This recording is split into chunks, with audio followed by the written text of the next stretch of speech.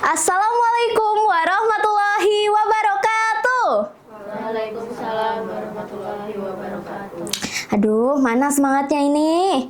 Semangatnya udah dikurangin, dikaliin, terus diakalin 3 ya sama tugas matematika. Coba tepuk tangan dulu, mana yang keras, yang semangat?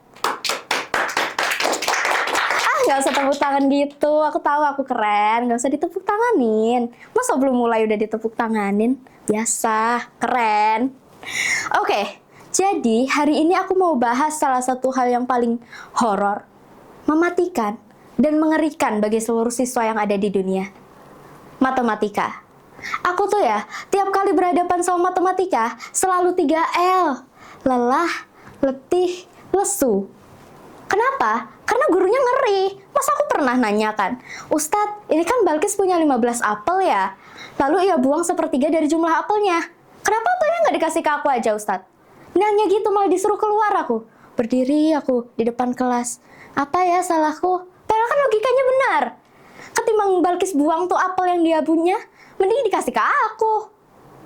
Terus ya, Tuhan itu kan nggak pernah ngasih ujian yang melebihi batas kemampuan hambanya. Tapi beda sama guru matematika. Mereka nggak peduli mau ujiannya itu sesusah mendaki Gunung Everest dan Himalaya. Kayak sesusah menyelami luasnya arus samudra. Nggak peduli itu mereka. Emang mereka mikirin perasaan kita sebagai murid menjawab ujian-ujian geometri, aritmatika, dan lainnya? Nggak kan? Aku ngerasa ujian matematika itu bukan sekedar ujian di kertas, tapi ujian kesabaran. Nomor pertama, masih alhamdulillah, oke, senyum-senyum. Nomor 3, udah mulai getar tangan itu, bergetar sebadan badan. Nomor 5, alhamdulillah, udah di fase istighfar dan tawakal.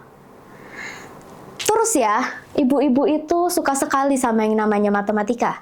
Mulai dari ngitung diskon, pengeluaran bulanan, sampai uang ayah yang dia temuin waktu nyuci baju. Jadi nih, kucek-kucek 10.000, kucek-kucek 20.000. Dan semua uang itu bakal dia hitung pakai rumus geometri, aritmatika, aljabar, dan lain-lain. Tapi giliran ditanyain, Bu, maksudnya luas dan keliling itu apa ya? Nggak tahu.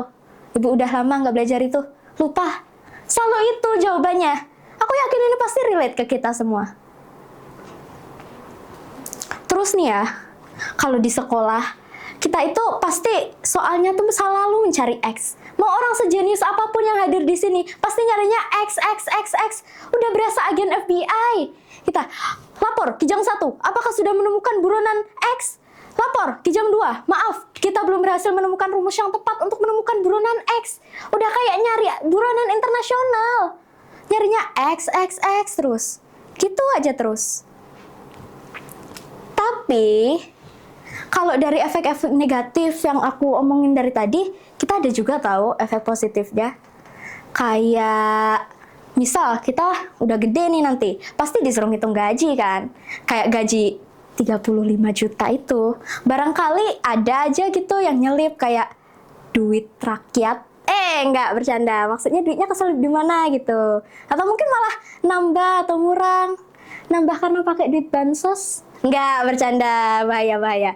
Aduh, nanti saya takutnya pulang-pulang di sini dicegat polisi ya. Bukan karena ngehina pejabat. Karena disuruh nyari buronan X saya.